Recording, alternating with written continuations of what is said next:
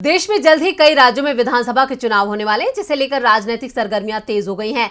सियासी दल इस जंग को जीतने के लिए एड़ी चोटी का जोर लगा रहे हैं। वहीं पीएम मोदी ने भी बीजेपी की नैया को पार लगाने के लिए पसीना बहाना शुरू कर दिया है। वो 1 नवंबर को बांसवाड़ा के मानगढ़ धाम पर जाने वाले हैं, लेकिन उससे पहले कांग्रेस और बीजेपी में सियासत तेज हो गई है। दोनों ही पार्टियां मानगढ़ धाम को लेकर क्रेडिट लेने में जुट गई हैं। जब जब चुनाव आते हैं, पीएम मोदी लोकार्पण और शिलान्यास के जरिए बीजेपी को सत्ता के शिखर तक पहुंचाने की कोशिश करते हैं।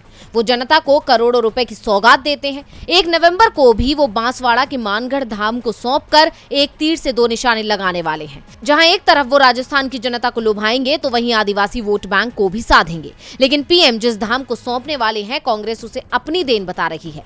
कांग्रेस का कहना है कि उन्होंने मानगढ़ को पहचान दी। राज्य मंत्री बामनिया ने कहा कि पीएम मोदी मानगढ़ धाम को राष्ट्रीय स्मारक घोषित करें, ताकि आदिवासियों का मान सम्मान बना रहे।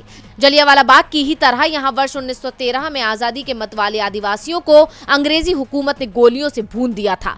पीएम मोदी अगर राष्ट्रीय स्मारक की घोषणा करते हैं, तो वे आश्वस्त करते हैं कि राज्य सरकार उनके हिस्से वाले किसी काम को पूरा करने में देरी नहीं करेगी। इसी के साथ ही उन्होंने कहा कि वैसे भी मानगढ़ धाम के विकास में जो भी फंड लगा है, वो टीएडी मद से लगा है। इतना ही नहीं, उन्होंने आरोप लगाया कि सरकारी कार्यक्रम के लिए हमें न्योता नहीं दिया गया। अब जहां एक तरफ कांग्रेस अपना दावा ठोक रही है, तो वहीं दूसरी तरफ बीजेपी भी विकास का राग अलाप रही है। केंद्रीय मंत्री अर्जुन मेघवाल ने कहा कि मानगढ़ धाम का मुद्दा सियासत का नहीं है, ये तो आस्था और श्रद्धा का मुद्दा है। उनकी ओर से सभी को न्योता दिया गया है। केंद्र सरकार चाहती है कि नई पीढ़ी गोविंद गुरु को जाने, वो कौन थे। केंद्र सरकार सबका साथ और सबका विकास नारा लेकर चल रही है। आदिवासी भी देश और समाज का हिस्सा है, उनका भी विकास होना चाहिए।